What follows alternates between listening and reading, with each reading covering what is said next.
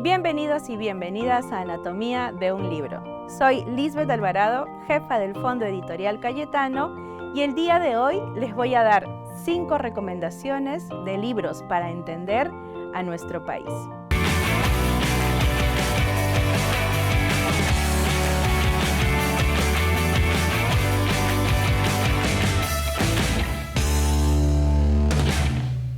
¿Qué es el Perú? Es quizá una de las preguntas más difíciles de responder.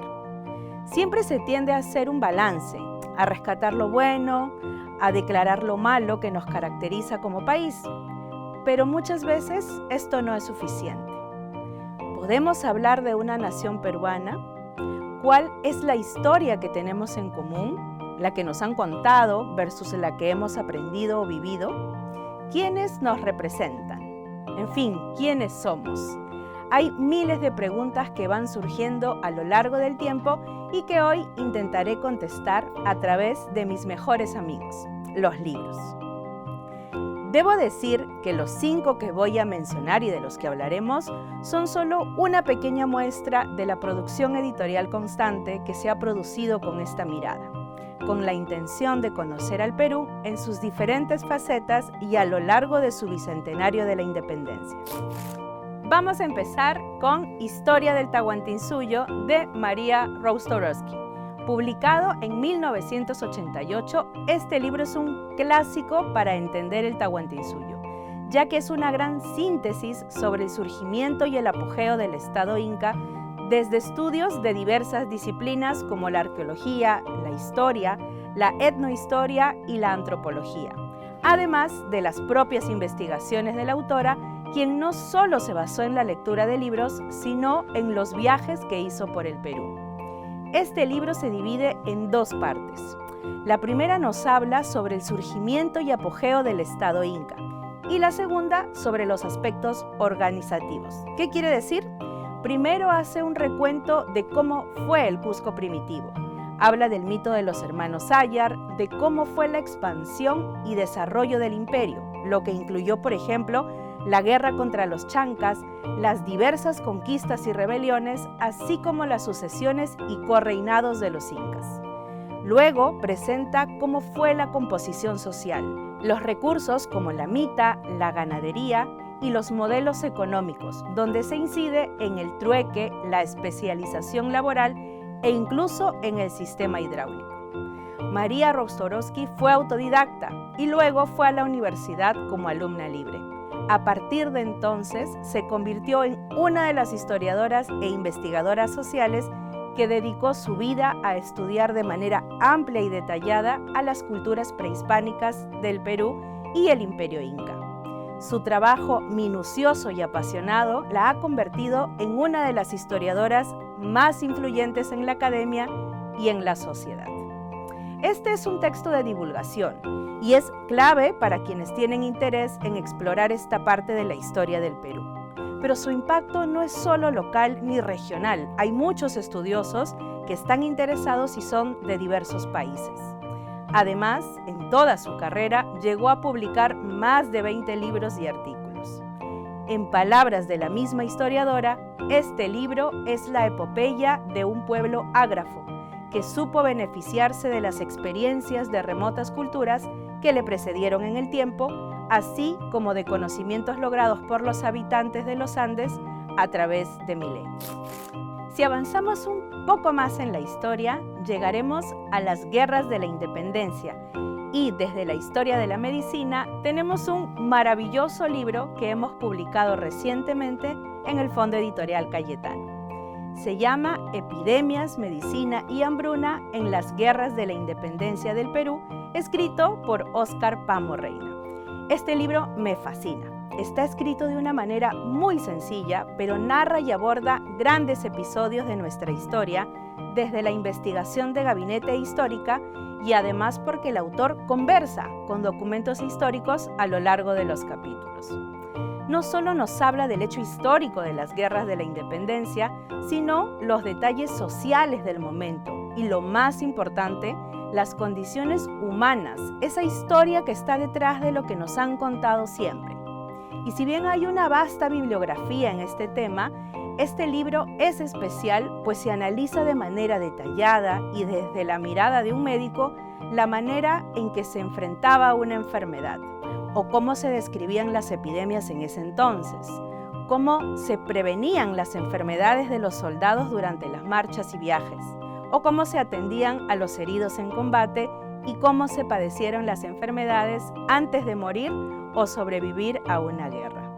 Mis dos capítulos favoritos son La epidemia en Lima, descritas por José Manuel Valdés, de quien se dice fue protomédico general, escritor prolífico y catedrático de prima de medicina desde 1836 hasta 1843, y que fue sucedido después de su muerte por alguien que nos es muy conocido. Sí, Cayetano Heredia. Y el otro capítulo es La tuberculosis de Bolívar, donde se cuenta la historia completa y además se presenta el diario de su doctor Reverend, quien muy minuciosamente describe la salud de Bolívar desde que llegó a Santa Marta hasta el día de su muerte, 17 días después. Adicionalmente se presenta también el protocolo de la autopsia. Es un libro que vale la pena leer. Si seguimos avanzando en la línea de tiempo de la construcción de país, aparece un libro publicado en 2019 por Natalia Sobrevilla, Los inicios de la República Peruana, viendo más allá de la cueva de bandoleros. Si algo me gusta de los buenos libros de historia es que hacen que ese cliché de que conocer el pasado te hace entender mejor el presente se justifique. Este es uno de esos ejemplos. Un libro que con más de 300 páginas te hace un lector o lectora empedernida sobre qué pasó en ese proceso de construcción de la nación y del Estado republicano durante el siglo XIX peruano. A lo largo del texto se revisan fenómenos como el caudillismo, el clientelismo, los conflictos, las constituciones, las elecciones, la influencia de las revoluciones, el guano, el nacimiento de las Fuerzas Armadas, entre otros tantos temas. Todos estos nos permiten ver las dinámicas de la política peruana, pero también la economía y la sociedad. Pero no solo eso, sino que la lectura nos invita a analizar cuáles son las taras que actualmente arrastramos y que tuvieron probablemente un origen en las prácticas políticas que se dieron en esta construcción. Los capítulos con los que más me enganché fueron Batallas por la legitimidad, donde se habla de los antecedentes del constitucionalismo, las primeras constituciones peruanas, la figura del caudillo y las constituciones del siglo XIX. El otro capítulo que me parece propicio además para entender el hoy es Elecciones y conflictos en la historia del Perú, donde la autora nos habla sobre el acceso al voto, las prácticas electorales y los conflictos tanto en el siglo XIX como en el XX. La historiadora Natalia Sobrevilla tiene no solo un currículo académico de lujo, sino también una gran producción editorial. Otros dos de sus libros que puedo recomendar son Independencia a 200 años de lucha por la libertad y Andrés de Santa Cruz, Caudillo de los Andes. Llegados a este punto, hay una serie de libros de los que podría hablar, pero que si lo hago, este programa no termina nunca. Aún así, no puedo dejar de mencionar al menos 3 de ellos.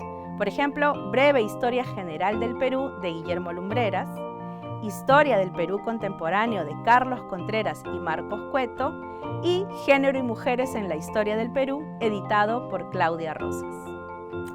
El cuarto libro es Memorias de un soldado desconocido, de Lurgio Gavilán.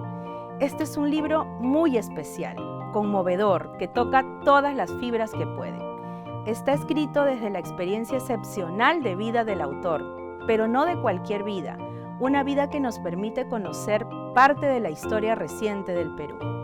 Esta autobiografía es dolorosa y a la vez fantástica, pues tiene su correspondencia en la realidad, en esa dura y cruel realidad que vivimos en los años 80 debido a la crueldad de Sendero Luminoso. La historia es la de un niño que sale en busca de su hermano y emulándolo termina enrolado en las filas de Sendero Luminoso por casi una década. Luego, de adolescente, se convierte en militar. ¿Cómo pasa de Sendero al ejército? En la novela se cuenta que en una emboscada militar a su campamento terrorista, donde normalmente los militares aniquilaban a todos los integrantes, por alguna razón un teniente le perdonó la vida, lo mandó a estudiar y lo hizo vestir el uniforme militar. En palabras de Mario Vargas Llosa, es un milagro que Lurgio Gavilán sobreviviera a esta azarosa aventura. Pero ¿acaso sea todavía más notable que, después de haber experimentado el horror por tantos años, haya salido de él sin sombra de amargura, limpio de corazón y haya podido dar un testimonio tan persuasivo y tan lúcido de un periodo que despierta aún grandes pasiones en el Perú? Por último, quiero hablar de dos colecciones que se encuentran en la Biblioteca Bicentenario: Nudos de la República y Lecturas de Independencia. En Nudos de la República se han publicado una serie de ensayos que analizan los problemas estructurales del país.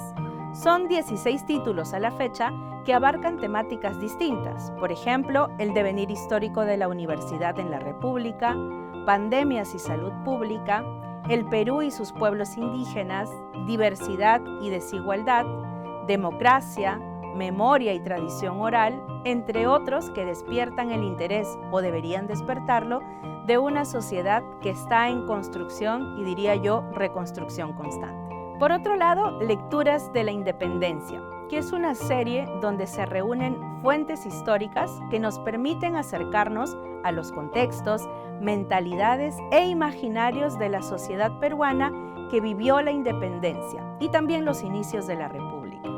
A la fecha van 12 títulos que tocan temas como, por ejemplo, la mirada de la independencia desde la región donde se consolidó la libertad peruana. ¿Qué ocurrió en el ejército y sus provincias durante 1813 y 1816? Y uno de mis favoritos, Las Memorias del General Miller, que fue decán de San Martín y cuenta la historia desde que desembarcó en Buenos Aires hasta su regreso a Inglaterra. Si bien este texto fue escrito por su hermano, cuenta todos los pormenores de la gesta americana, donde Miller fue uno de los principales actores. Todos estos textos se encuentran en acceso abierto y tienen una calidad increíble, tanto en fondo y forma. Sus autores y el comité de revisión reúne a los académicos más importantes e influyentes de los últimos tiempos. Espero que esta semana tengan muchas ganas de leer, porque los libros que les he recomendado son de fácil acceso. Pueden ubicarlos en las librerías o también en los comercios electrónicos. Y no se olviden, lean mucho, lean poco, pero lean.